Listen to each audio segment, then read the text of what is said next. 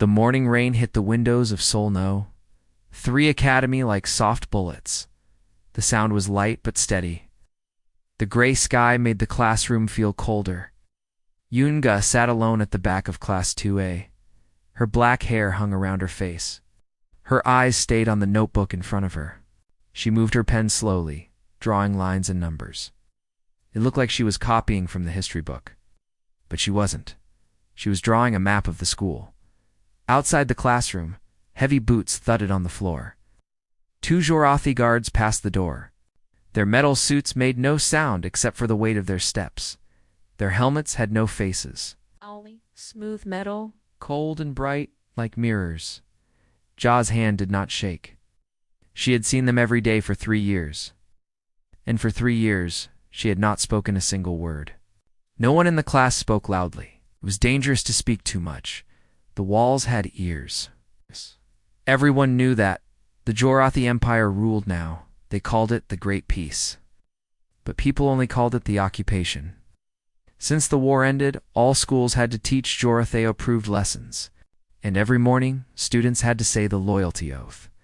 At the front of the class, teacher Han Jae-woo stood with his book open. He wore a neat suit, though his eyes looked tired.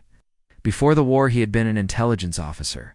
Now he taught history rewritten by the Zhorathi. "Stand for the morning oath," he said in a flat voice. Chairs scraped back. 29 students stood. Ji-ah stood with them. She kept her mouth closed tight. The class began. "We thank the Zhorathi Empire for saving our world. We serve with loyal hearts. We reject old human ways." Words felt like poison in the air. Some students meant the words. Some only wanted to survive. Ga said nothing. Her voice had died 3 years ago, the night her father was killed. After the oath, Kalas sat down. Ga opened her notebook again. She glanced at the door. At exactly 8:15 each morning, 2 guards walked past. Then they went to check the main office, the teacher's lounge, and the library. Ga had recorded this every day for 3 years. No one noticed the silent girl in the back. "Today," said Teacher Han, "we will study the resource wars of 2089. He opened his textbook. Turn to page 147. Books opened across the room. Ga turned her pages but did not read. Her eyes stayed sharp. Her pen moved again, adding notes about new camera placements near the stairwell. "Miss Yoon Ji-ah," Teacher Han said suddenly. Her heart jumped. Every student turned to stare. Ji-ah looked up, her face calm. "Yes, you," Han said. "Tell the class about the cause of the resource wars." Ga picked up her pen and wrote quickly on a small piece of paper. Then she held it up. "I cannot speak, sir. May I write my answer instead?" A few students snickered. Others looked away. Everyone knew she didn't speak. Some thought she was broken. Some thought she was dangerous. Teacher Han walked over and read her note. For a moment, something flickered in his eyes. Was it understanding? Then his face grew hard again. "Writing is not acceptable," he said. "If you cannot speak, perhaps you need special help." A cold silence filled the room. Everyone knew what special help meant. The correction center. Students who went there came back different. Empty. Jiaz's hand moved fast. Another note. "Please, sir, give me another chance. I will try." Before Teacher Han could speak again, the classroom door opened. Everyone froze. Principal Nam Kun-ho entered, bowing. Behind him came something far worse. The Zhorathi overseer Victal. Tall, thing. Its skin like smooth stone, its eyes glowing soft blue. It floated above the ground on a metal platform.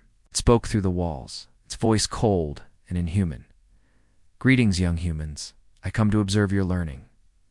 Principal Nem bowed deeper. "We're honored, Overseer Victal." The overseer's glowing eyes scanned the room. When they passed over each student, the children sat straighter, their smiles forced. Ji-ah sat still, her face blank. But inside, her heart pounded. "Continue the lesson," the overseer said. Teacher Han swallowed. "Yes, Overseer." He asked a question about the war. A boy in the front row answered in a loud, clear voice. "Humans were violent. We needed Zhorathi guidance." "Excellent," said the overseer. "Miss Yoon Ji-ah," the cold voice said suddenly. You do not participate. Again, all eyes turned to her. Ji-ah's chest tightened. She quickly wrote another note. I listen. I take notes to learn better. The overseer floated closer. Its blue gaze burned into her. Show me these notes. Panic flickered in Ji-ah's mind. Her notebook held dangerous maps.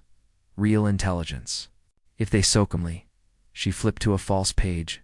Copied textbook paragraphs. Safe notes. The overseer stared for a long moment.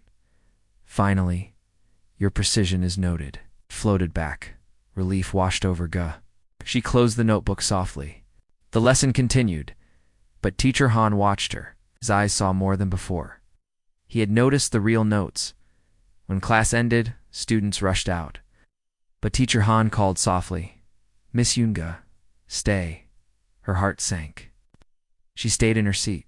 The room emptied. Rain still tapped on the windows. Teacher Han closed the door. He sat beside her, voice low. I saw what you wrote. Those are not history notes. God did not move. She waited. Han's eyes softened. Who taught you to do this? He asked. Slowly, she wrote. My father, Colonel Yoon Sung-min. Han's breath caught. He stared at her, shocked. He whispered, I served under him. For a moment, neither spoke. Only the rain answered. The library was almost empty. It smelled like dust and fear. Yoon-ga sat alone at a back table. Stacks of old books stood around her, like quiet walls.